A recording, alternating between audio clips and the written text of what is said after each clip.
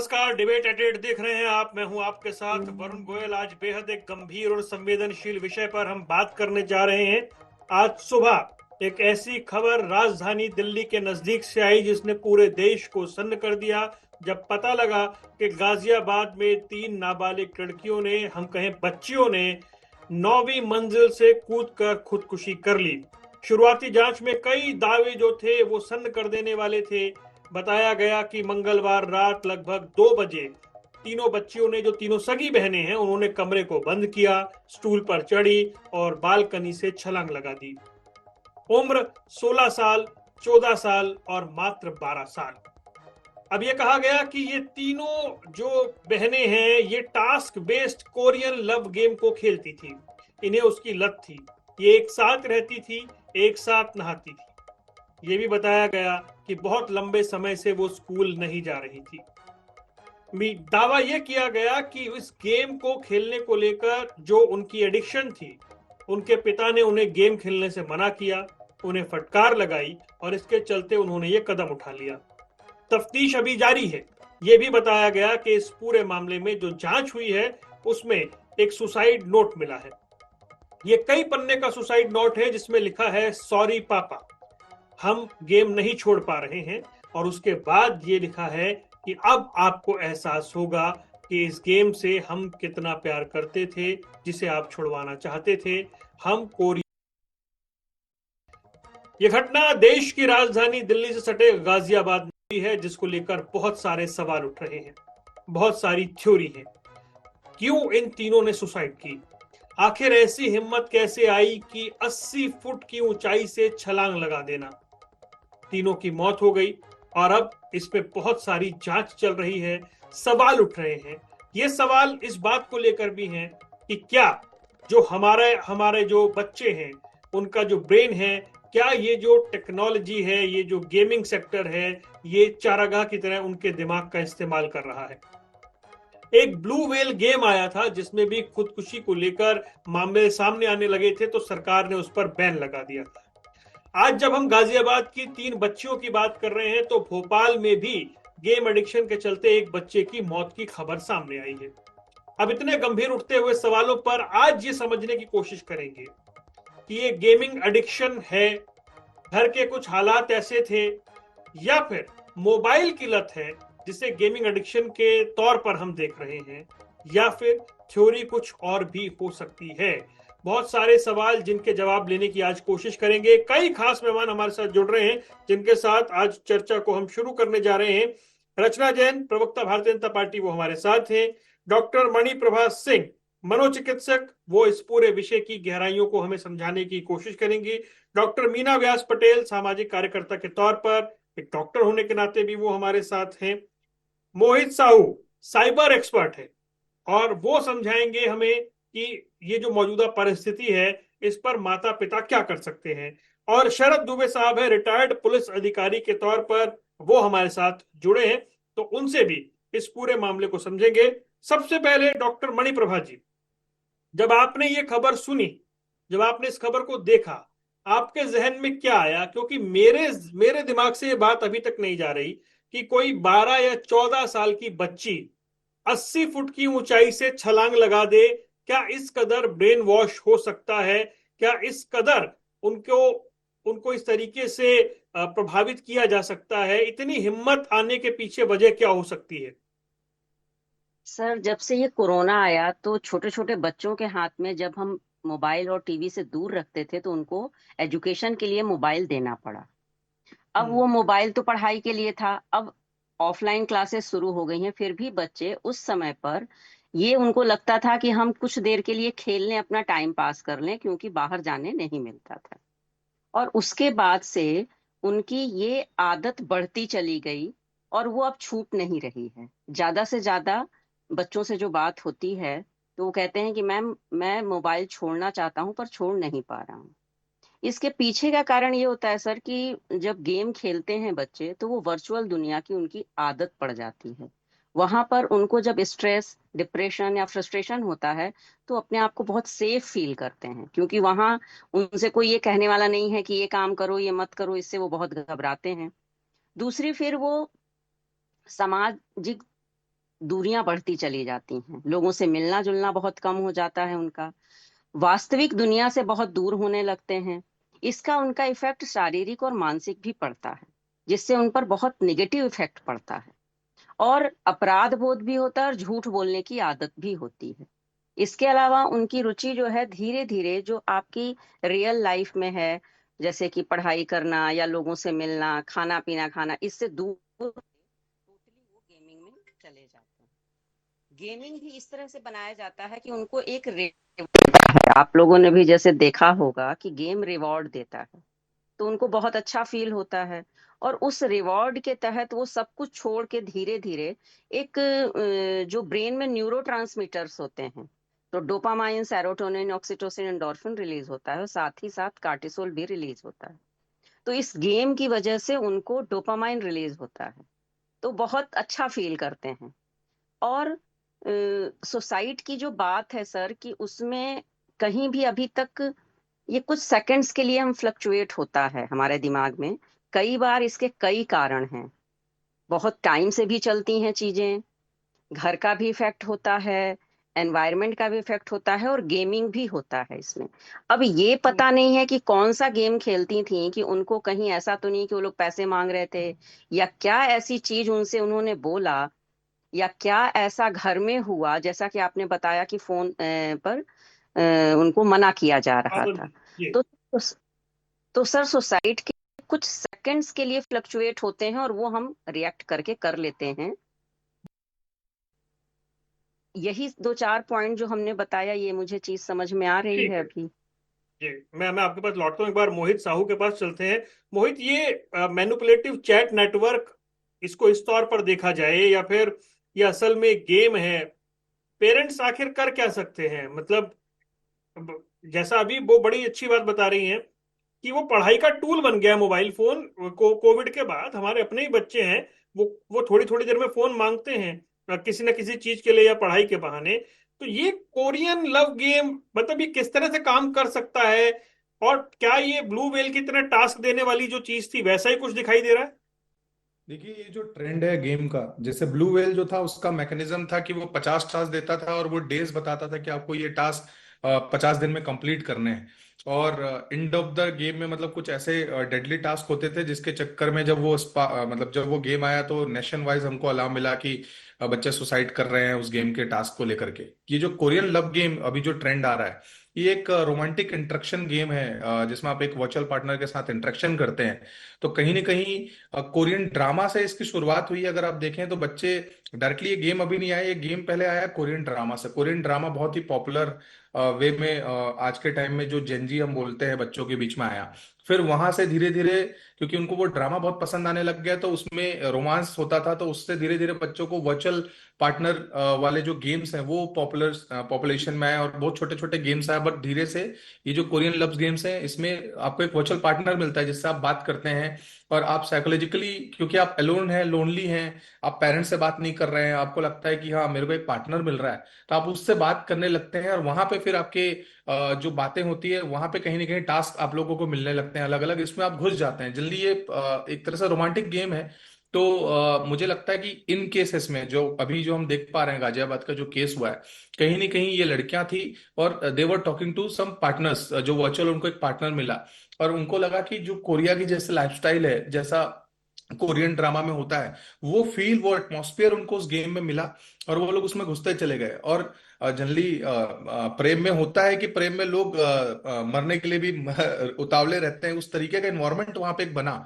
और आगे अब हम देख पा रहे हैं कि किस तरीके की घटनाएं यहाँ पे मिल रही हैं। अगर इसमें पेरेंट्स की बात करें तो क्योंकि जैसे मैम ने बताया है कि ऑलरेडी कोविड के बाद से हमने बच्चों को फोन देना शुरू कर दिया है। और अगर आप अभी अपडेटली अगर उनका फोन छीन, तो वहां एक अलग पैनिक सिचुएशन आ जाएगी, बच्चों को लगेगा जी। कि पहले तो हमको हर चीज दे दी, अब हर चीज छीना जा रहा है। तो मुझे लगता है एक इमोशनल सपोर्ट के साथ, स्लो डाउन रूल फॉलो करते हुए आप धीरे धीरे उनको समझाएं और टाइम ज्यादा बिताएं तो वो फोन छोड़ेंगे। दूसरा, कि जो इस टाइप के गेम है, ये पब्लिकली प्ले स्टोर या हर जगह पे अवेलेबल नहीं होते, ये जनरली टेलीग्राम या डिस्कॉर्ड ऐसे अलग अलग माध्यम के थ्रू ये गेम फैलते हैं।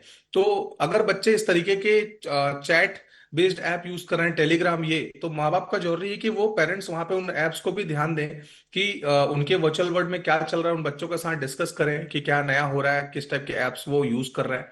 तीसरा है कि रिवर्स स्लिप का जो कॉन्सेप्ट है कि जनरली ये जो गेम होते हैं, चाहे आप पबजी बोले चाहे इस टाइप के गेम बोले, ये मिडनाइट वाले गेम होते हैं। 420 का जो रूल होता है इन गेम में कि ये गेम जब भी कोई खेलता है ये ज्यादातर मिडनाइट में बहुत ज्यादा खेला जाता है। तो अगर आपका बच्चे का स्लीप साइकिल खराब आपको लग रहा है, फील हो रहा है कि वो दिन में एनर्जी उसकी कम लग रही है, आपको लग रहा है कि वो दो ही रीजन हो सकते हैं, या तो पढ़ाई ज्यादा कर रहा है या तो फिर वो इस तरीके के गेम में लगा हुआ है। तो अगर आपको लग रहा है आपके बच्चे की एनर्जी दिन भर डाउन है, तो डेफिनेटली उसका दो ही रीजन है, या तो वो गेम में ऐसा पूरी तरह से घुस चुका है या फिर वो एक्चुअली पढ़ रहा है। तो वहां पे आप उसको देखें कि वो मिडनाइट में क्या कर रहा है। तो वहां पे अगर हम्म। आप कुछ चीजें कर्व कर पाए, आप बात कर पाए, समझा पाए, तो एक डिजिटल वेलनेस जो है मुझे लगता है कि घर से स्टार्ट करते हुए स्कूलों में भी बहुत जरूरी है कि बच्चों को समझाया जा सके कि क्या डिजिटल वेलनेस की आपको जरूरत है, किस तरीके से कितना आपको स्क्रीन टाइम देना है।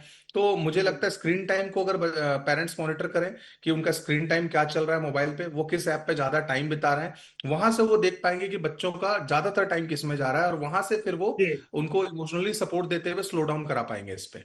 जी। डॉक्टर मीना व्यास पटेल, जो मोहित साहू कह रहे हैं कि स्क्रीन टाइम बच्चों का चेक होना चाहिए, यहाँ तो बच्चों का सोशल आइसोलेशन है, बच्चा सामने बैठा है और माँ बाप दोनों अपने फोन पे लगे हुए हैं। तो वो क्या स्क्रीन टाइम चेक करेंगे जब पेरेंट्स ही अपना फोन नहीं छोड़ पा रहे हैं? उसमें वो फादर भी है, वो मदर भी है। रात को सोने का टाइम है, बच्चा बेड पर है, कल उसे स्कूल जाना है, लेकिन उस रूम में कोई बात नहीं कर रहा। दोनों हस्बैंड वाइफ अपना फोन चला रहे हैं। इस सोशल आइसोलेशन में ये रियलिटी है, हम सबके साथ है। मतलब मैं ऐसा कह दूं मैं दूध का धुला हूं, नहीं, ये सबके साथ चल रहा है। ये कितना बड़ा वेकअप कॉल है। देखिए, ये सिर्फ कोरोना की बात नहीं है, जानती हूँ इन चीजों हम्म। को। तो ये इस तरह की जब घटनाएं होती है तब बहुत सारे एंगल्स होते हैं इसको समझने के लिए। मोहित जी ने जो बताया वो भी है, इसीलिए मैं उसको रिपीट नहीं करना चाहूंगी। लेकिन पेरेंटिंग जो है उस पे ज्यादा इफेक्ट करता है, क्योंकि आपकी पेरेंटिंग क्या है, आप बच्चों पे कितना ध्यान देते हो, कितना उसके ऊपर आपका मॉनिटरिंग है कि नहीं। अभी अभी आप एक, मैं एज ए साइकोलॉजिस्ट मैं बताना चाहूंगी कि आप एज देखिए, 12, 14 और 16, इस जी। एज में फिजिकल भी चेंजेस आते हैं। और ये हम्म। चेंजेस जो होते हैं वो रिलेटेड है कि उसको नई दुनिया, नई चीजें और ऐसी चीजें, बहुत सारे क्वेश्चंस होते हैं। तो ये सारी जो गेम्स होती है, मोहित जी ने जो बात किया उसी को मैं कनेक्ट करती हूँ कि ऐसी ऐसी गेम में इस टाइप के टॉपिक्स होते हैं, या ऐसे कोई पार्टनर मिलता है जो जहां पे ये बच्चे जल्दी कनेक्ट हो जाते हैं, और इस तरह से कनेक्ट हो जाते हैं कि उनको इसके आगे किसी की नहीं सुनते हैं।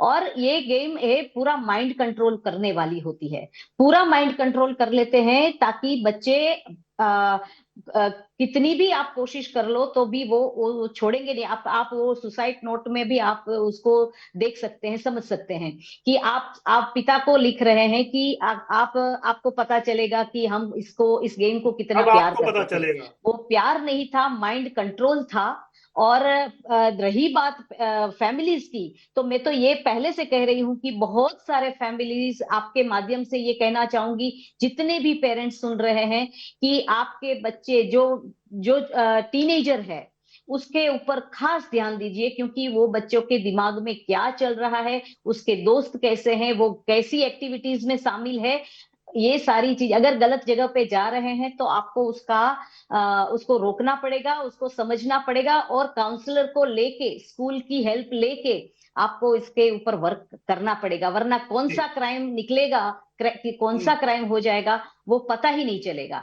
अब दूसरी पता बात कहना चाहूंगी मैं कि इस टाइप के जब क्राइम होते हैं, तभी बच्चों की जो बॉडी लैंग्वेज होती है उसमें आप अगर पेरेंट्स, खास करके फैमिलीज के अन्य और भी मेंबर्स है, अगर ध्यान से देखेंगे तो उसमें बहुत सारे चेंजेस आपको दिखेंगे।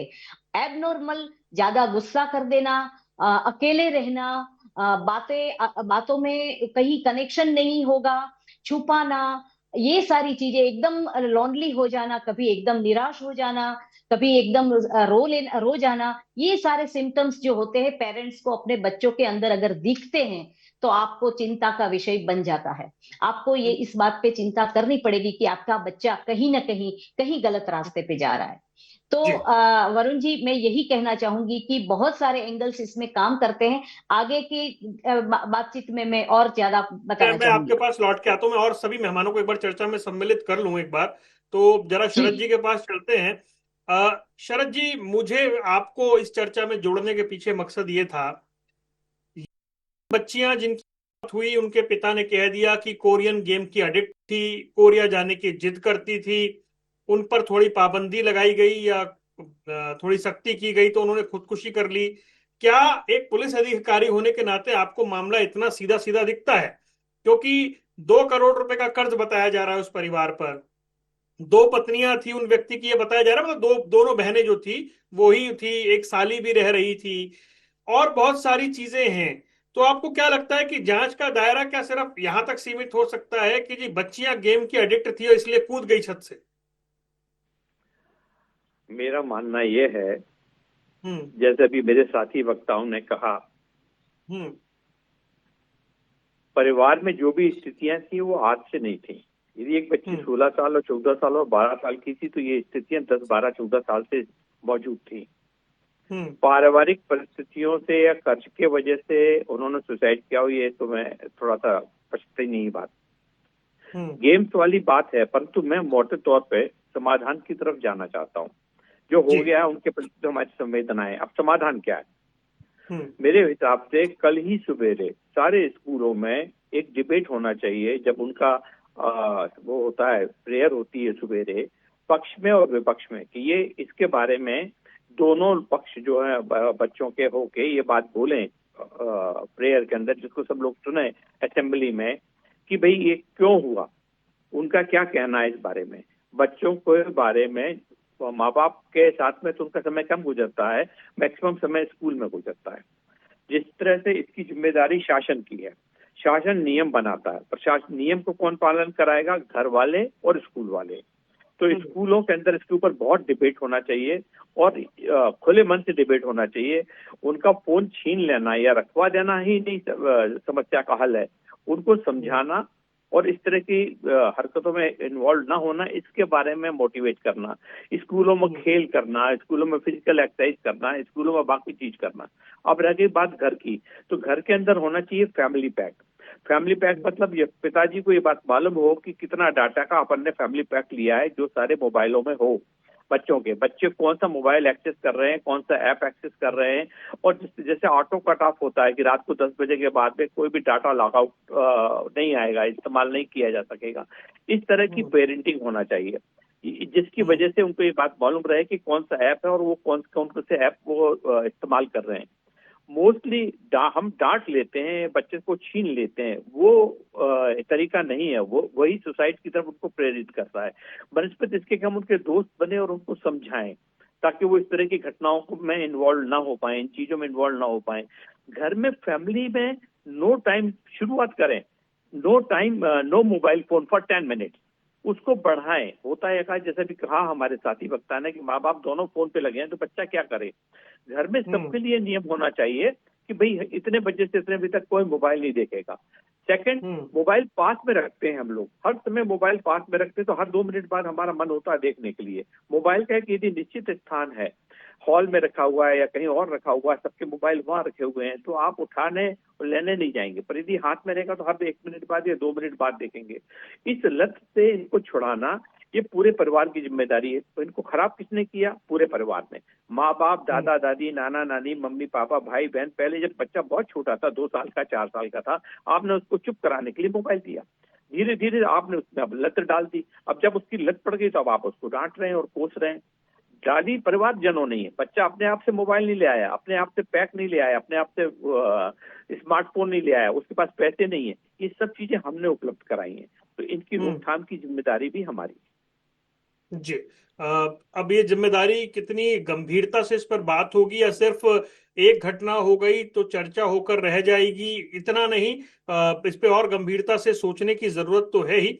और रचना जैन जी, आपको चर्चा में हमने शामिल किया उस पॉलिसी पर बात करने के लिए कि जब ऑस्ट्रेलिया जैसा विकसित देश, इतनी आगे की सोच रखने वाला, एडवांस थॉट रखने वाला देश, वहां पर सोशल मीडिया बैन कर दिया गया बच्चों के लिए, घोर आलोचना हुई और हर तरह की बात हुई, लेकिन उन्होंने एक कड़ा फैसला लिया। कुछ यूरोपीय देशों में उसका अनुसरण किया जा रहा है। हमारे यहाँ ये इतना इजीली एक्सेस होना सोशल मीडिया, जिसमें सोशल मीडिया बुलिंग शामिल है, ऐसी हमने घटनाएं देखी हैं। और इस पर क्यों हम कोई नीति बनाने पर विचार नहीं कर पा रहे या इसके बारे में नहीं सोच पा रहे? क्योंकि जब हम स्क्रॉल करते हैं तो कुछ कंटेंट तो ऐसे होते हैं कि हमें ही आगे बढ़ाने पड़ते हैं कि हम ही नहीं देख सकते, और वो बच्चे के हाथ में फोन आया तो मतलब वो कोई कंट्रोल तो वहां है नहीं ना। तो ऐसे में क्या कुछ नीति निर्धारकों को तय करना होगा ऐसी घटनाओं के बाद? मैं इस पर ना एक सामाजिक कार्यकर्ता के तौर पर जवाब दूंगी। आजकल जी। जो हमारी एजुकेशन सिस्टम में हमारा सोशल मीडिया आ गया है, जैसे कि बताया गया पहले कि अब क्लास में कोई होमवर्क मिलता है या कुछ भी मिलता है तो वो हमारा सब सोशल मीडिया पे चल रहा है कि मोबाइल पे टीचर जो है होमवर्क देती है। उससे क्या होगा कि बच्चे के हाथ में मोबाइल का एक्सेस आ गया। और ये सिर्फ बड़े बच्चों के नहीं, आज की डेट में देखा आप 6 महीने के बच्चे को माँ चुप कराने के लिए हाथ में मोबाइल दे देती है। तो सोशल मीडिया आज की डेट में जो यंग जनरेशन है, जिसको जेंजी से भी नीचे जो हम चल रहे हैं, 10 साल 12 साल 16 साल वाले बच्चों को जो आज ये हुआ, जो बहुत दुखद घटना हुई, इसमें उनके हाथ में मोबाइल आना और पेरेंट्स का उसके प्रति थोड़ा सा निग्लेक्ट करना, क्योंकि पेरेंट्स आजकल खुद अपने आप में बिजी हो गए, जिसकी वजह से बच्चे एकदम आइसोलेट हो गए। उस आइसोलेट होने की वजह से बच्चे गेम कर रहे हैं या चैट किससे कर रहे हैं, उनके स्कूलमेट्स कौन हैं, उनके बाकी के जो फ्रेंड्स हैं वो कौन लोग हैं, इस पे थोड़ा सा हम लोगों को चेक रखना जरूरी है। ये जी, मैं सारी आ रहा चीजें। हूँ मीना जी, आता हूँ आपके पास। नहीं नहीं रचना जी, ये तो एक सामाजिक बात हो ही रही है कि जिम्मेदारी परिवार की कितनी है, पेरेंट्स की कितनी है। मैं तो ये कह रहा हूँ, अगर एक सख्त कदम ऑस्ट्रेलिया जैसा देश उठा सकता है कि 16 साल से छोटों के लिए सोशल मीडिया बैन, हालांकि वो भी कहाँ तक कंट्रोल होगा, वो तो पेरेंट्स के नाम से आईडी बन जाएगी, लेकिन एक कदम, एक शुरुआत तो है ना, एक एक बाउंडेशन तो क्रिएट हुई है ना। तो क्या हम भी इस बारे में ऐसा सोच सकते हैं? क्या हमारे यहाँ भी ऐसा होना चाहिए? बिल्कुल सोच सकते हैं और बिल्कुल होना चाहिए। और मेरे हिसाब से जनक सामग्री है उसको हटाने की बातें चल रही हैं और उन सब साइट्स पे भी बैन लगने की बातें चल रही हैं। और इस पे जल्द ही कोई ना कोई निष्कर्ष निकलेगा और हमारी मतलब जो भी सरकार है, हमारी जो सरकार है, इस पे 100% काम करेगी, क्योंकि इस तरह की समस्याएं हमारे देश में बढ़ रही हैं। और दूसरा, हमारे बच्चों को, हमारे लोगों को टारगेट किया जा रहा है। मेरे हिसाब से तो ये टारगेट ही है। अगर कोरियन का इतना बड़ा जो छोटे बच्चों में हमारा बहुत क्रेज बढ़ रहा है, हम इसको क्रेज बोलूंगी कि गेम्स का क्रेज, या जैसे छोटे छोटे बच्चों का देखो, उनको कोरिया जाना है। अभी इन बच्चियों ने भी बोला कि हमें कोरिया जाना है। कोरियन पॉप सिंगर्स जो हैं, जहाँ उनके जो फिल्म एक्टर्स और एक्ट्रेसेस हैं, उनसे प्रेम होना हमारे यहाँ के बच्चों को। तो ये सारी चीजें, ये सोशल मीडिया पर बैन लगने जरूरी है, इस तरह की गेम्स पे बैन लगना जरूरी है, इस तरह की पॉलिसीज का आना जरूरी है, इस तरह की पॉलिसीज पे काम करना जरूरी है, और इस तरह की चीजों को 100% बैन लगाना भी जरूरी है। चलिए ठीक है। डॉक्टर मणिप्रभा जी, मुझे जरा पॉइंट्स में बताइए, जो पेरेंट्स इस समय सुन रहे हैं, मैं आ रहा हूँ मीना जी आपके पास, मुझे पॉइंट्स में बताइए, पेरेंट्स को कब अलर्ट हो जाना चाहिए? मतलब पेरेंट्स को ये कैसे आइडिया लगे कि उनका बच्चा अडिक्ट हो गया है फोन का? हालांकि फोन चलाता दिख जाता है, लेकिन जो आधी रात की बात हो रही है, जो भी साहू साहब कर रहे थे, कैसे, कौन से 4-5 सिम्टम्स या पॉइंट है जब पेरेंट्स को लगे कि अब कुछ एक्शन लेने की जरूरत है, कुछ समाधान करने की जरूरत है? तो पहले बिहेवियर उनका चेंज हो जाता है, पहला पॉइंट ये है। एग्रेशन होता है, उनको चिड़चिड़ापन आएगा। और पेरेंट्स को दूसरा पॉइंट ये कि जो चेक करना है, मोबाइल यूज करने से पहले उनको ये पता होना चाहिए कि कहाँ जाना चाहिए। जैसे फोन देना जरूरी है, बच्चों का होमवर्क आता है तो उनको ये बताना जरूरी है कि किस साइट पर जाना है, क्या नहीं जाना है। जैसे डांट कर नहीं समझाया जा सकता है, उनको खुलकर बताया जाए कि इस साइट पर जाने से क्या बेनिफिट है और क्या नुकसान है। फिर उनका जो बिहेवियर है उसमें एग्रेशन आता है, और रात को चेक करें कि कितने बजे तक बच्चा सो रहा है, कौन सा गेम खेल रहा है, 1-2 दिन खेलता है, और फिर एक दोस्त की तरह उसके साथ बातचीत करें। हमेशा डांटे ही नहीं, जिससे कि वो सारी चीजें जो भी उसके साथ हो रही हैं वो पहले शेयर करे। फिर टीन एज में जैसे कि क्या होता है, ये किशोरावस्था जो 12, 14 और 16, ये तो अभी फिर भी अब बहुत सारी प्रॉब्लम जो पहले 9-10 में दिखती थी 12-13 सालों में, अब वो प्रॉब्लम 4th 5th में आ गई है बच्चों के। उससे भी छोटे बच्चों में एक जो फ्रेंडशिप की बात है, अपोजिट सेक्स का जो अट्रैक्शन है वो होता है, एक नेचुरल है, उसको भी समझाना। फिर पहली चीज ये है कि ब्रेन हमारा नो नहीं सुनना चाहता है। जिस चीज को मना करते हैं पेरेंट्स, बच्चा वही करता है और छुप के करता है। तो बच्चों को मना करने के साथ साथ ये भी बताना कि इसको मना क्यों किया जा रहा है और आपके लिए क्या इम्पोर्टेंट है। ठीक है, ये आपने ठीक एक पॉइंट्स में इस बात को समझा दिया। डॉक्टर मीना व्यास पटेल आ रही हैं, वो सुन के फिर मोहित भाई आपके पास आता हूँ। जी मीना जी। देखिए, बच्चों को जो ये जो हम जिस घटना की हम बात कर रहे हैं, मैं कहना चाहूंगी कि अभी सरकार को उस पे बैन लाना पड़ेगा। अब ये बहुत लेट हो चुके हैं। ये जो ब्लू व्हेल की हम बात कर रहे हैं, वो ब्लू व्हेल कितने कौन से साल में आई थी आप देखो। तब से कोई, देखिए सोशल मीडिया में तो कंट्रोल करना चाहिए, वो भी पुरानी बात हो चुकी है। अब तो क्राइम सीन क्रिएट होने लगे हैं। बच्चों के फॉलोवर्स नहीं घट जाते हैं तो फॉलोवर्स तो डिप्रेशन में आ जाते हैं, सुसाइड कर लेते हैं। अब ये मैं सरकार से ये तो बिल्कुल उम्मीद करूंगी कि इस तरह की गेम होती ही क्यों है, इस पे बैन क्यों नहीं आ रहा है। दूसरी बात, ओटीटी प्लेटफॉर्म में जिस तरह की मूवी आ रही है उस पे भी सरकार का नियंत्रण क्यों नहीं है। तीसरी बात, पेरेंटिंग की बात तो है ही, पेरेंटिंग और स्कूल, लेकिन ये जो बैन होना चाहिए, वो जो ऑस्ट्रेलिया जैसी कंट्री जो इस तरह का एक्शन ले रही है, हमारे साइड से इतना क्यों नहीं लिया जा रहा है। दूसरी बात ये है कि अभी अभी बच्चों को ये सारी चीजें अगर बाहर मिल रही है तो पेरेंट्स की बातें नहीं सुनने वाले हैं, क्योंकि बाहर की दुनिया अलग है। पेरेंट्स के पास टाइम नहीं है कि वो कंटिन्यूअस बच्चों के ऊपर मॉनिटरिंग करेंगे, वो भी क्वालिटी टाइम देना पड़ेगा। लेकिन बाहर जो चीजें मिल रही है, जो परोसी जा रही है मोबाइल में, उस पे कंट्रोल करने की जरूरत है। अच्छा, आप अभी मैं ये बताना चाहूंगी कि मोबाइल जो है, जो एज के बच्चों ने सुसाइड की है, उस एज के बच्चों को कम्युनिकेशन के लिए और स्कूलिंग के जो होमवर्क मिलता है या जो भी है, उसके लिए ही वही चीजें होनी चाहिए मोबाइल में। क्यों उसको ये इस तरह का मोबाइल दिया जाता है। सरकार ये भी कर सकती है कि फेक आईडीज जो होते हैं उस पे कंट्रोल करिए। बहुत सारी चीजें सरकार की साइड से अगर होती है तो हम बहुत सारा ये क्राइम जो सुसाइड की जो बच्चों के दिमाग को इफेक्ट करता है, उस पे हम कंट्रोल कर सकते हैं। वो क्यों नहीं हो रहा है। और बच्चे बच्चे आप देखो कि क्या लैंग्वेज होती है।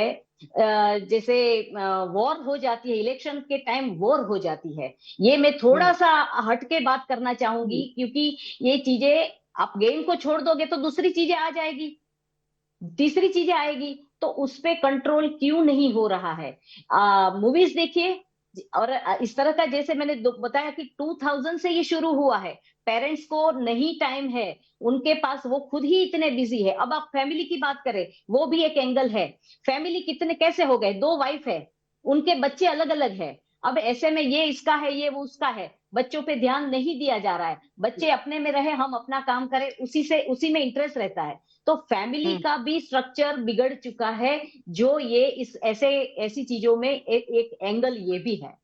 तो मैं यही कहना चाहती हूँ कि बहुत सारे, और पुलिस डिपार्टमेंट में जब भी कोई भी क्राइम का चीज होता है, वो स्लो प्रोसेस होती है। मैं हर एक चीज की बात नहीं कर रही हूँ कि कहीं भी कोई कंप्लेन होती है या कोई चीज होती है तो उतना इतना फास्ट नहीं उस पे एक्शन लिया जाता है। बच्चों को स्कूल में भी कंट्रोल करना चाहिए कि फोन क्यों लिया जा रहा है। वहां पे सीसी कैमरे होने चाहिए, कौन बच्चा कौन कोने में बैठ के क्या कर रहा है। तो ये सारी चीजें को अगर सोल्यूशन लाते हैं, तब जाके हम 2-4 साल में हम सोच सकते हैं कि हाँ, ये इसको हमने कंट्रोल कर पाए। जी मोहित साहू जी, एक बड़ी बेसिक सी बात है। अब जैसे ये घटना हो गई, हम लोग डिस्कशन कर रहे हैं। अब बताया जाता है कि फोन में पेरेंटल कंट्रोल का ऑप्शन होता है प्ले स्टोर में। कितने पेरेंट्स जानते हैं और कितने लोग उसको ट्राई करते हैं? पेरेंटल कंट्रोल कैसे काम करता है, वो कितना उपयोगी है? अगर है तो फिर क्यों आमतौर पर जनरली वो इस्तेमाल में नहीं है हमारे यहाँ? जी, तो इस पे मैं बताना चाहूंगा। देखिए, ये जो गेम आते हैं, ये गेम अवेलेबल कहाँ होते हैं? ये गेम अवेलेबल होते हैं अगर जो मार्केट प्लेस होता है, प्ले स्टोर हो गया, iOS स्टोर हो गया, इसमें ऑलरेडी एक रेटिंग दी जाती है इन गेम्स की। जैसे मूवी में रेटिंग होती है कि ये एडल्ट की मूवी है या नॉर्मल मूवी है, गेम्स की भी रेटिंग होती है। तो पहला है कि जो फोन के इनबिल्ट फीचर होते हैं, जब आप उसमें पेरेंटल कंट्रोल ऑन करते हैं तो इस तरीके के गेम वहां डाउनलोड नहीं हो पाते। कुछ वेबसाइट्स ऑलरेडी बैन हो जाते हैं, जो ऑलरेडी गवर्नमेंट लेवल पे भी बैन है। प्लस मोबाइल फोन के जो मैन्युफैक्चरर है, जैसे आप पेरेंटल कंट्रोल करते हैं, अपने आप वो गेम्स, वो साइट्स बैन कर देता है। इवन आपके सारे ओटीटी प्लेटफॉर्म्स में बच्चों के लिए अलग से अकाउंट बनाने का, प्रोफाइल बनाने का ऑप्शन दिया गया है, ताकि वहां पे मूवीज के जो रिकमेंडेशंस आते हैं वो भी उन्हीं के बच्चों के हिसाब से आए। अब पेरेंट्स ये चीजें देख रहे हैं। प्रॉब्लम ये है कि पेरेंट्स को इजी क्या लगता है? उनको इजी लगता है कि जो मैं यूज कर रहा हूँ एज इट इज मैं मोबाइल दे देता हूँ, जबकि एक छोटा सा स्विच वहां पे होता है कि आप यूजर जैसे चेंज करते हैं, विंडोज में 2 यूजर 3 यूजर बनते हैं, वैसे ही आपको एक स्विच हम्म। बनाना है कि आप बच्चों को जब मोबाइल दे रहे हैं, आप अपना अपना मोड हटा करके आप उसको दूसरा प्रोफाइल दे दीजिए कि तुम जब यूज करोगे तो ये प्रोफाइल यूज करनी है। तो इस तरीके का छोटा सा चीज है जो मुझे लगता है कि पेरेंट्स को बहुत ज्यादा जागरूकता की जरूरत पड़ेगी। इन टर्म्स ऑफ टेक्निकल उनको सीखना पड़ेगा, क्योंकि बच्चे बहुत आगे जा रहे हैं। हम ये बहुत छोटे क्राइम देख रहे हैं, ये गेम्स की बात कर रहे हैं। मैं अभी जो ट्रेंड देख पा रहा हूँ बाहर में, एआई बेस्ड क्राइम हो रहे हैं, जिसमें लोग एआई से बातें कर रहे हैं, लोग अपना पूरा लोनलीनेस एआई के साथ बिता रहे हैं, वो टाइम बिता रहे हैं, और वो क्या सजेशन दे रहा है उस पर किसी का कोई कंट्रोल नहीं है। एआई ऐसे ऐसे सजेशन दे रहा है कि लोग उस पर बहकावे में आ रहे हैं। तो मुझे लगता है कि पेरेंट्स को बहुत ज्यादा जरूरी है कि वो बच्चों के लिए पेरेंटल कंट्रोल इनेबल करें। हर ऐप पे हम्म। उसको ध्यान रखें कि वो पेरेंटल कंट्रोल के साथ ही उनको मोबाइल दें, या ज्यादा जरूरत है तो उनको बड़ा टैबलेट दे दें जिसमें ज्यादा इजी कंट्रोल हो पाए। दूसरा, हम्म। कि जो सरकार लेवल पे मुझे लगता है करने की जरूरत है, जैसे अभी डीपीडीटी एक्ट लाया गया है कि सारे बिजनेसेस जो ऑनलाइन चल रहे हैं उनको कहीं ना कहीं सेंसिटिव इंफॉर्मेशन बचा कर रखना है। सेम तरीके से सरकार को ये करना चाहिए कि अगर कोई भी ऐप अगर मार्केट में भारत में लाया जा रहा है, तो जैसे मैम ने बताया, सभी बाकी वक्ताओं ने बताया, उस ऐप को तुरंत आपका स्क्रीनिंग होना चाहिए बाय गवर्नमेंट ऑफ इंडिया। और जैसे आप पोर्नोग्राफिक साइट को बैन करते हैं, आप डे वन बैन कर दिए। ये ऐप अगर यहाँ आकर के लोग खेल पा रहे हैं, मतलब वो ऐप नहीं नहीं, पब्लिकली अवेलेबल फिर है, मोहित भाई ये आपने कहा उसको। जाएगा कि सरकार जो है वो आपके फोन में झांक रही है, वो आप पे कंट्रोल कर रही है, फिर उस पर आपत्ति हो जाएगी। जी देखिए, सरकार को लोगों के फोन में झांकने की जरूरत नहीं है। सरकार को यह देखने की जरूरत है कि यहाँ पे क्या चीज रिलीज किया जा रहा है। आपके इंडिया के अगर इंटरनेट की बात करें, आपने बहुत सारे एक्ट बना रखे हैं। डीपीडीटी एक्ट अभी रिसेंटली आ गया, जिसमें बोला जा रहा है कि आपके पर्सनल डिटेल ऑनलाइन नहीं होना चाहिए। आपने एक रूल बनाया है, ये रूल आप हर कंपनीज के लिए लागू कर रहे हैं, चाहे मेटा हो चाहे व्हाट्सएप हो। तो आपको हर कंपनी जो इंडिया में आएगी और इस गेम्स के थ्रू बिजनेस करेगी, आप उसको बोलिए कि अगर आपका गेम एक सर्टेन एज लेवल का है, तो आप उसको, ये उन कंपनीज की जिम्मेदारी है, उन गेम्स की भी जिम्मेदारी है कि उस तरीके से उनको प्रिवेंट कर पाए। अगर वो बिहेवियर उसको डिटेक्ट कर पा रहे हैं किसी तरीके से, बच्चे के एज या कुछ उनको समझ में आ रहा है, तो ये उनका काम है कि उसको तुरंत ब्लॉक करें। देखिए, ये सिर्फ एक के किसी के करने से नहीं होगा। यहाँ पे जो कंपनीज रिलीज कर रही है गेम, उनको भी ध्यान देना पड़ेगा, सरकार को भी एक्ट करना पड़ेगा। पेरेंट्स सबसे बेसिक इसमें हैराकरी में मैं देखता हूँ कि जो सबसे पहला काम है कि अपने बच्चों को क्या करना है क्या नहीं करना है, वो पेरेंट्स की जिम्मेदारी है। तो उनको भी ये हम्म। चीज देखनी पड़ेगी, क्योंकि कंट्रोल मेजर्स आप कर सकते हैं। मुझे लगता है कि सबसे बड़ी चीज है वो जागरूकता की है, कि कौन क्या कर रहा है, ये पेरेंट्स से अलावा और कोई ठीक नहीं कर सकता। ठीक है। शरद दुबे जी, ये जिस तरीके से पीछे ब्लू वेल का मामला आया था, अभी ये है क्योंकि ये लोग तो बाहर बैठे हैं, गेम बना दिया, ये तो प्ले स्टोर पे भी नहीं है जैसा मोहित साहू बता रहे हैं, ये तो किसी दूसरे थ्रू डाउनलोड हो गया, फिर जीवन में घुस गया। तो क्या इन पे भी आत्महत्या के लिए उकसाने का मामला बन सकता है? जब ये टास्क देते हैं तो क्या वो भी बीएनएस या आईटी एक्ट के अंदर आ सकता है, या फिर इस पे कुछ और मेजर बदलाव की आवश्यकता है? क्योंकि ये सच्चाई है आज के समाज की कि इस तरह की चीजें हमारे घर में आ चुकी हैं। देखिए, जहां तक अभी मेरे साथी वक्ताओं ने कहा, किसी ने कहा कि सरकार को नियम बनाना चाहिए। सरकार तरह तरह के नियम बनाती है। अपन एक बहुत साधारण सा एग्जाम्पल देखे, मोटरसाइकिल में हेलमेट पहनने का सरकार ने नियम बनाया है, जुर्माना भी किया है। कितने लोग उसका इस्तेमाल कर रहे हैं, कितने लोग उस नियम का पालन कर रहे हैं। सरकार की सख्ती के बावजूद भी आप देख पाएंगे कि इतनी सारी मौतें होती हैं, इतने सारे जान हम लोग खो रहे हैं। सरकार ने शराब के बारे में नियम बनाया, सब चीजों के बारे में नियम बनाया। प्रश्न नियम लागू करने का और बनाने का नहीं है। हम अपनी जिम्मेदारी से कैसे मुंह मोड़ सकते हैं? जो परिवार है या जो स्कूल है वो अपनी जिम्मेदारी से कैसे मुंह मोड़ सकता है? आप खुद पूरे टाइम मोबाइल पे लगे हुए हैं, आप कभी अपने बच्चे से बात करने की आपको फुर्सत नहीं है, फैमिली पैक आप ले नहीं रहे हैं, पेरेंटल कंट्रोल आप कर नहीं रहे हैं और उनको अच्छी बातें नहीं सिखा रहे हैं। आप 10 मिनट का समय अपने बच्चों के पास नहीं निकाल पा रहे हैं, उनके साथ खेलने नहीं जा पा रहे हैं, उनके साथ बातें नहीं कर पा रहे हैं, उनकी क्या समस्याएं आ रही हैं वो नहीं जानना चाह रहे हैं, तो वो अपने आप में अकेलेपन में चला जाता है। और अकेलेपन में जब चला जाता है तो उसकी परिणति यही होती है जो दिल्ली में हुई या बाकी जगहों पे हो रही है। कोशिश सबसे पहला मेरा ये कहना है कि आपका बच्चा आपके नियंत्रण में ही नहीं है, आपके कहने में नहीं है, तो फिर आप दूसरे से कैसे शासन से और स्कूल से बाकी चीजों से आप उम्मीद करते हैं? आप घर में जब घुसते हैं आप खुद अपना फोन रख दीजिए, आप उदाहरण बनिए, माँ और पिता, दादा दादी, नाना नानी, भाई बहन, ये उदाहरण बने के सब छोटे बच्चों के सामने कि हम नहीं करते तो आप नहीं करेंगे, तो वो कुछ चीजें सीखेंगे। ये भयानक स्थिति होने वाली है, हो भी रही है। जरा जरा सी बातों पे बच्चों को इतना रोष आ रहा है, माँ बाप ने मोबाइल देखने के लिए मना किया, फेसबुक देखने के लिए मना किया और सुसाइड कर लेते हैं। This is the high time. आपने बहुत अच्छा समय पे ये मुद्दा उठाया और मैं समझता हूँ दिस इज ए, जैसे मैंने आपको सब कम शुरू में कहा था कि कल स्कूल में इसी बात पे डिबेट होना चाहिए, मोहल्लों में जो भी संस्थाएं हैं उनके अंदर इन बातों पे डिबेट होना चाहिए, लोगों को मौका देना चाहिए खुलकर बात रखने का और बच्चों को डांटने की जगह समझाना चाहिए। जी मैं आपके पास लौटता हूं। डॉक्टर रुमा भट्टाचार्य हमारे साथ जुड़ गई मनोचिकित्सक के तौर पे। आपका बहुत बहुत स्वागत है रुमा जी। अभी शरद जी एक बात कह रहे थे कि हमें मोबाइल फोन कम इस्तेमाल करना चाहिए, बच्चे से बात करनी चाहिए। मैं सच्चाई ये बता दूं कि अगर आदमी अपनी दुकान से, अपनी नौकरी से घर पहुंचा है और अगर उसका बच्चा उससे बात करना चाहता है तो माता या पिता कहते हैं धीरे बोलो, मैं फोन में कुछ सुन रहा हूँ या देख रहा हूँ। ये स्थिति है। जब ये स्थिति है, ऐसे में एक सवाल मैंने मीना जी से किया था, ये सोशल आइसोलेशन की जो स्थिति बनी हुई है इसे हमें एक्सेप्ट करना होगा। हम एक सामाजिक तौर पर अच्छी बातें तो कर रहे हैं, लेकिन फोन जिस तरह से हमारे घर में आ गया है, फोन के बाद ये हम कंट्रोल नहीं कर पा रहे हैं। वो बच्चे आखिर कूदे तो कूदे कैसे, मैं इस सवाल को सोच सोच कर परेशान हो रहा हूं। इतनी हाइट से कूदने की रात 2 बजे हिम्मत कैसे आ सकती है एक 12 साल की बच्ची में? क्या वो डर, क्या वो नीचे गिरूंगी सर फट जाएगा, ये सब खत्म हो जाता है क्या? क्या ब्रेन बिल्कुल काम करना बंद कर देता है? हाँ, जी जी जी जी। हाँ, मैं ये कह रही थी कि इंसान जो है वो एक भावनात्मक प्राणी है। इंसान के दिमाग में जो भावनाएं उत्पन्न होती, जो विचार उत्पन्न होते हैं, जो आकांक्षाएं हैं, उम्मीदें हैं, नकारात्मक सोच है, वही इंसान को चलाती है या रोक देती है या कूदने को मजबूर करती है। अगर हम बात कर रहे हैं सोशल नेटवर्किंग साइट्स की, तो इसका नाम ही एक्चुअली गलत है। ये सोशल नेटवर्किंग साइट नहीं है, ये एंटी सोशल नेटवर्किंग साइट है। पहले जब ये स्मार्टफोन्स नहीं होते थे तो क्या इंसान खुश नहीं रहते थे? क्या वो बच्चे बाहर खेलने नहीं जाते थे? क्या वो पढ़ाई नहीं करते थे?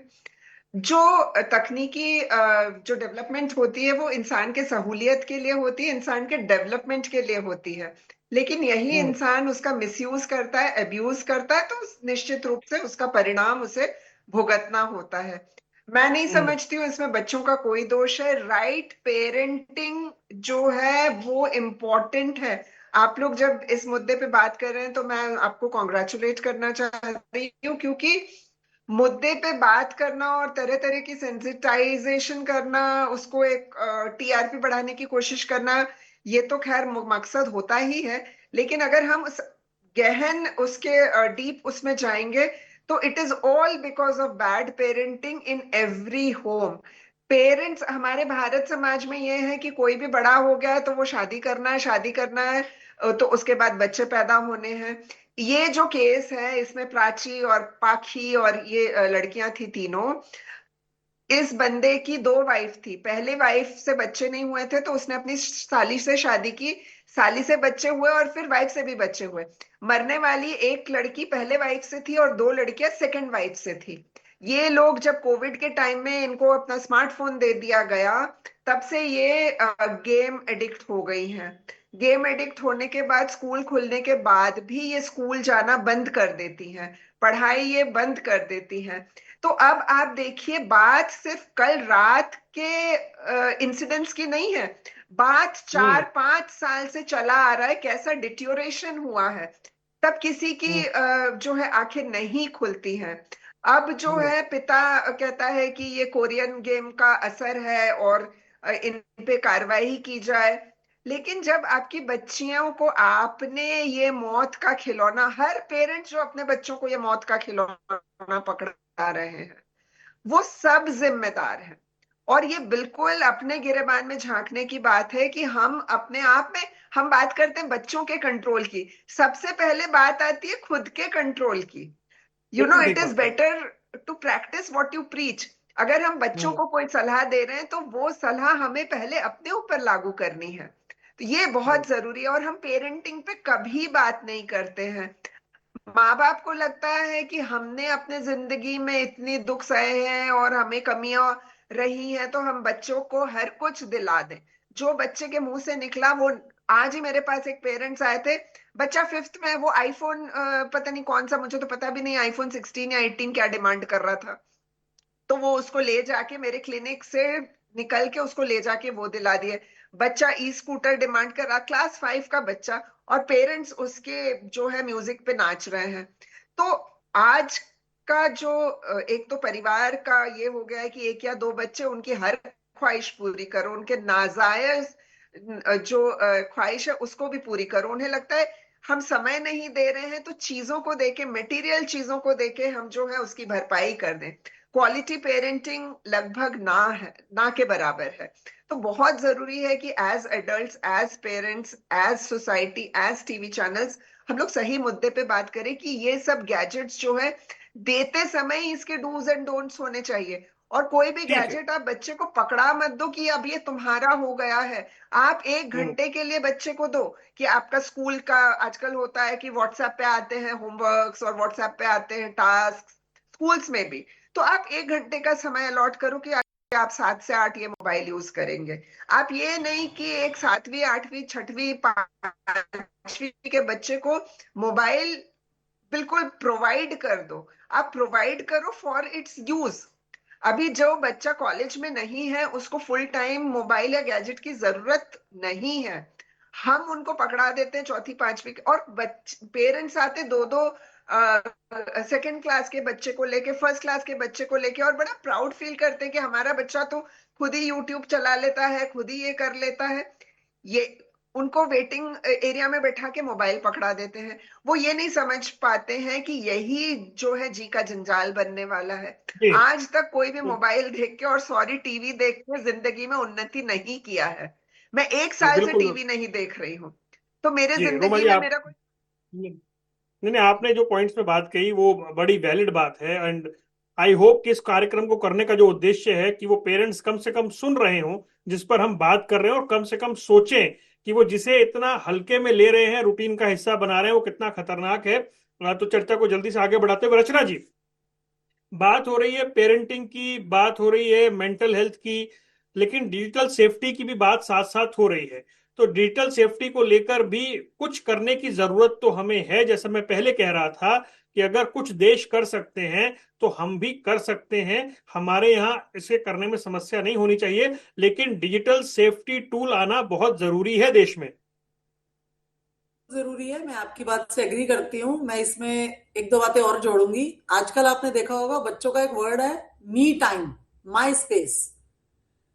तो उसके लिए मैं चाहूंगी कि बच्चे उस चीज को, या पेरेंट्स उस चीज को फैमिली स्पेस या फैमिली टाइम में यूज करें, जिससे इस तरह की घटनाओं में थोड़ी कमी आएगी। दूसरा, आपने देखा होगा माननीय प्रधानमंत्री जी एक कार्यक्रम करते हैं परीक्षा पे चर्चा। उसमें स्कूल के बच्चों से बहुत सारी बातें करते हैं, बहुत सारी ऐसी बातें करते हैं जो शायद पेरेंट्स भी नहीं करते होंगे उनसे। उनको सुझाव देते हैं कि परीक्षा में हमको क्या करना है, क्या नहीं करना। ये बेसिकली कनेक्ट की बात मैं कर रही हूं कि जैसे प्रधानमंत्री जी बच्चों के साथ कनेक्ट कर रहे हैं, ऐसे पेरेंट्स जो हैं अपने बच्चों के साथ कनेक्ट करें। उनकी जो टीचर्स हैं वो स्कूल में उनके साथ कनेक्ट करें। अभी शरद सर ने बोला कि स्कूल में डिबेट्स की जरूरत है। मैं कहती हूँ डिबेट्स, अवेयरनेस, और उसके बाद टीचर्स को उस पे थोड़े से नियम भी लागू करने चाहिए कि मैं इस टाइम फ्रेम कॉल करूंगी या इस टाइम फ्रेम में हम आपको ये भेजेंगे, या इस तरह की चीजें, जिससे कि हर आदमी की जो भूमिका है वो बताई जाए और बांधी जाए। तीसरी बात कि हम इस पे क्या कर सकते हैं, सरकार इस पे क्या करेगी। ऑफ कोर्स जब इस तरह की चीजें होती हैं और उस पे अवेयरनेस आती है, डिबेट्स चलती है, टीवी पे डिबेट्स चलती हैं और पेरेंट्स लिखते हैं या सोशल वर्कर इस पे बात करते हैं, तो कहीं ना कहीं सरकार भी इन सब चीजों को सुनती है और आगे इस तरह की चीजों को, घटनाओं को रोकने के लिए 100% नियम बन रहे हैं। और जैसे शरद सर ने एक बहुत अच्छी बात कही कि नियम तो बिना हेलमेट पहने चलाने का भी नहीं है, लेकिन लोग चलाते हैं। तो सरकार का नियम जो है वो तो रहेगा ही रहेगा, लेकिन इसमें सबसे इंपॉर्टेंट जो भूमिका है वो पेरेंट्स की है, और 100% वो भूमिका पेरेंट्स की ही है। आपका बच्चा आपके घर में क्या कर रहा है ये सरकार आके नहीं झांक पाएगी, ये आप पहले झांकेंगे। आप उसके मोबाइल का एक्सेस देखिए, आप उसकी चीजों को चेक कीजिए, आप उन पे लॉक लगाइए, आप उनको कितना डाटा प्रोवाइड कर रहे हैं, किस तरह की गेमिंग वो बच्चा आपका कर रहा है, उसका फ्रेंड सर्कल क्या है, उस फ्रेंड सर्कल में किस तरह की बातें चल रही हैं। ये अगर 50% भी हम कवर कर पाए, उसके बाद सरकार की भूमिका आ जाएगी अपने आप। जी ठीक है। तो सरकार मोहित जो साहू करेगी। जी, जी मैं रचना जी आपकी बात आ गई। मोहित साहू जी मुझे ये बताइए कि अगर ये गेम है और गेम नहीं है जो भी इसको बताया जा रहा है, इसे ट्रैक करना क्या मुश्किल है? और ये वीपीएन एनक्रिप्टेड के नाते तक, मतलब हम वहां तक पहुंचने में देरी लगती है, चाहे वो पीछे ब्लू वेल हो, चाहे ये गेम हो, एक और गेम था पहले, अभी नाम मेरे जहन में नहीं आ रहा है। ये मतलब क्या इन तक पहुंचना, इन्हें ट्रैक करना मुश्किल होता है? ये देखिए, ये जो गेम्स हैं, ऐसा नहीं है, इनके ज्यादातर ओरिजिन जो अभी तक देखा है हमने, चाहे आप मेजर अगर हम बात करें, ब्लू वेल की बात करें, या अभी जो ये कोरियन गेम देख रहे हैं, या फिर पबजी की बात करें, ये सारे गेम कहीं ना कहीं जिस सर्वर आईपी से चल रहे हैं उनको आराम से ट्रैक किया जा सकता है और उनको ब्लॉक किया जा सकता है। ये इंडिया में जैसे टिकटॉक एक बड़ा बैन हुआ है, एक बहुत पॉपुलर होते जा रहा था, फिर उसको बैन कर दिया गया, पबजी को बैन किया गया। तो बैन करना आसान है, गवर्नमेंट इनके सर्वर आईपीस को पकड़ सकती है और आराम से इसको कर सकते हैं। देखिए, टेक्निकल वर्ल्ड में मैं नहीं मानता कि कोई चीज इम्पॉसिबल है, ये बिल्कुल पॉसिबल है। पेरेंट्स के लिए भी आसान है कि ये बच्चों के मोबाइल में ऐसा नहीं कि ये गेम कहीं छुपा रहता है, ये पेरेंट्स ढूंढ नहीं पाए। पेरेंट्स अगर अपने बच्चों को मोबाइल दे रहे हैं तो इजिली वो देख करके इसको ट्रैक डाउन भी कर सकते हैं। हर मोबाइल पे ऑप्शन होता है स्क्रीन टाइम का, वहां से इजिली वो एनालिटिकल देख सकते हैं कि किस जगह पे बच्चे का ज्यादा टाइम जा रहा है। तो कोई भी चीज अगर मोबाइल में इंस्टॉल्ड है तो स्क्रीन टाइम को पेरेंट्स फाइंड आउट करें, वहां से उनको पता चलेगा बच्चा कहाँ टाइम वेस्ट कर रहा है। सेकंड, जो आपका गवर्नमेंट की बात करें, तो अगर गवर्नमेंट को ऐसे ऐप्स मिल रहे हैं, ऑलरेडी गवर्नमेंट बैन कर रही है और इसको रिपोर्ट भी किया जा सकता है। गवर्नमेंट बोलती है कि अगर आपको ऐसे ऐप मिल रहे हैं तो आप सर्टिन को, और गवर्नमेंट में जो साइबर क्राइम के पोर्टल्स, वहां पे भी आप जाकर के रिपोर्ट कर सकते हैं। तो कहीं ना कहीं ट्रैक डाउन पॉसिबल है और इनको रिपोर्ट किया जाएगा तो ये डेफिनेटली और अच्छे से ये बैन पॉसिबल हो पाएगा। हम्म तो क्या कोई डेथ कमांडर की भूमिका में आ सकता है क्या? जैसा इस गेम के थ्रू बताया गया कि जो बीच वाली बच्ची थी वो डेथ कमांडर के रोल में थी, वो टास्क देती थी, क्या ऐसा हो जाता है? बिल्कुल। इसमें क्या होता है, ये जो गेम है, क्योंकि ये साइकोलॉजिकल गेम है और इसमें देखिए, गेम में अलग अलग लेवल बनाए जाते हैं, अलग अलग रोल दिया जाता है। तो कहीं ना कहीं पे ब्लू वेल में भी हमने देखा था कि आपको एक टास्क मिलता था, वो टास्क आपको किसी और ने दिया। एक गेम और बहुत पॉपुलर हुआ था बीच में, जिसमें आर्गुमेंटेड रियलिटी का यूज किया गया था कि आप एक दूसरे को ढूंढते हुए पहुंचते हैं, मोबाइल पे आप कैमरा ऑन करते हैं, आपको कहीं के ट्रेजर हंट करते हुए आप पहुंचते हैं। अलग अलग ऐसे गेम हमने देखे हैं और इन सब में रोल अलग अलग दिए जाते हैं और उसके थ्रू आप एक दूसरे को टास्क असाइन करते हैं। तो डेफिनेटली ये गेम्स के लेवल हैं और इस तरीके की चीजें इन गेम्स में पाई जाती हैं। जी। डॉक्टर मीना व्यास जी, ये थोड़ा सा क्या एबनॉर्मल नहीं था? तीनों बच्चियां एक साथ रहती हैं, एक साथ नहाने जाती हैं, वो स्कूल भी नहीं जा रही हैं, हो सकता है उसके पीछे फाइनेंशियल इश्यूज हो या वो पढ़ने में वीक हो, अलग बात हो सकती है। लेकिन क्या घर में नहीं दिख रहा था कि ये व्यवहार थोड़ा अलग और अजीब है, या पेरेंट्स उसे इग्नोर कर रहे थे और यहां तक की स्थिति पहुंची? जी बिल्कुल।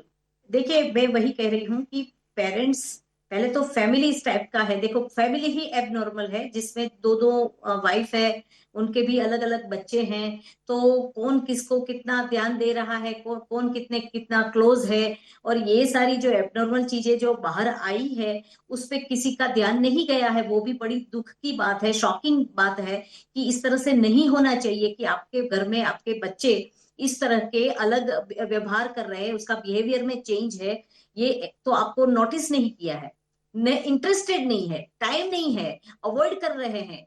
तो यही कारण की वजह से फैमिली में बच्चे अपनी दुनिया अलग बना के बैठे हैं, बात करते नहीं है, ट्रांसपेरेंट रहते नहीं है, क्योंकि माहौल नहीं मिल रहा है, फैमिली माहौल।